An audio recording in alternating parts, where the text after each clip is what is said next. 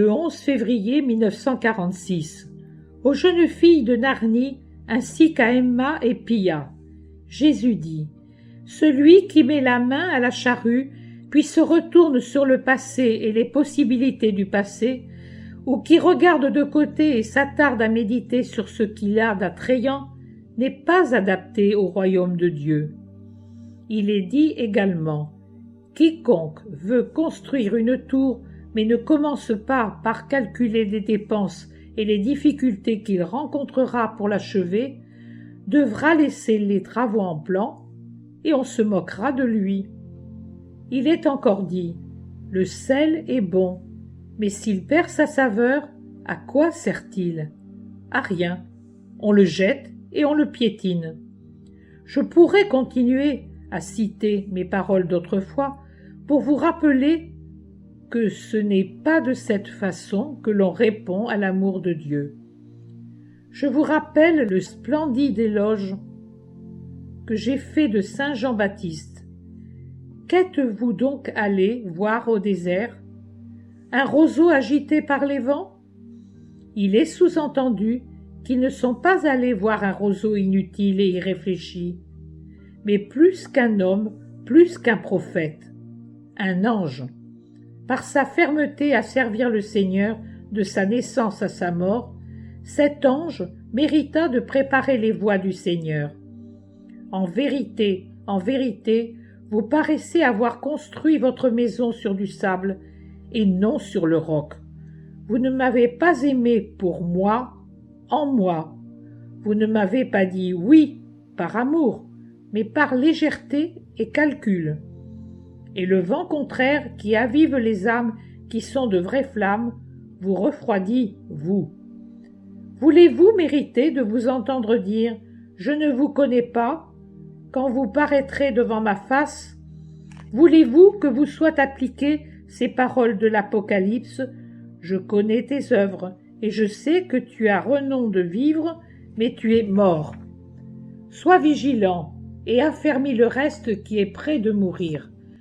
Souviens-toi donc de ce que tu as reçu, mon élection, et le nom d'épouse du Christ qui efface toute ignominie, et entendu la flamme de mon amour qui te disait « Viens ». Garde-le et repens-toi. Ou encore, parce que tu es tiède et non froid ou bouillant, je vais te vomir de ma bouche. Oh, en vérité, je me tiens à la porte de vos cœurs et je frappe en disant « Ouvre-moi, ma sœur, mon épouse ». Mais la petite porte qui ouvre sur la voie difficile par laquelle arrive l'amant pour vous faire marcher sur sa voie à lui et vous mener au ciel, vous la fermez.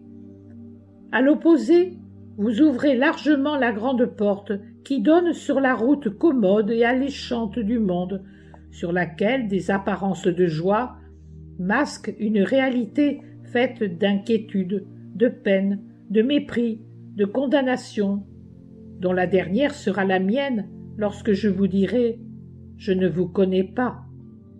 Il se pourrait même que je le dise par charité, car si je n'en faisais pas preuve, je devrais vous dire « Loin de moi, vous qui m'avez trahi et dédaigné.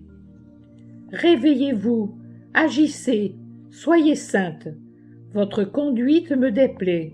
Vous ne témoignez aucune charité, ni à Jésus, ni à votre mère. Vous l'avez crucifié, et, maintenant, vous la rivez de nouveau à la croix sans pitié, sans vous ouvrir à elle. Vous oubliez ce que vous lui coûtez, en ingrate pour ce qu'elle souffre et souffrira pour vous. Mais tout saint a ses ennemis, et ses pires ennemis sont toujours ses proches les plus aimés. Eh bien, soyez du moins sincères, agissez avec résolution. Je vous répète, à vous, ce que j'ai dit à Judas Iscariote. Ce que tu dois faire, fais-le vite. Je vous le dis. Quant à toi, toi qui souffres, je te serre sur mon cœur. Je ne te ferai jamais défaut, même si tout le monde te délaisse. Je ne te condamnerai pas, mon épouse couronnée de ma couronne d'épines. Si tu as pu te tromper comme créature, Ta souffrance actuelle t'absout de tout. Sois-en sûr. Ma paix sera le fleuve de joie qui t'enivrera quand tes douleurs s'achèveront. À toi aussi, Pia, qui expie, qui tremble peut-être d'avoir mérité mon blâme, je te dis, je suis le bon berger. La souffrance est expiation, mais Dieu l'offre à ceux qui l'aiment et il désire te pardonner à l'heure de ta mort. Restez toutes les deux dans ma paix. Dans ma paix. Le 11 février 1946, Notre-Dame de Lourdes.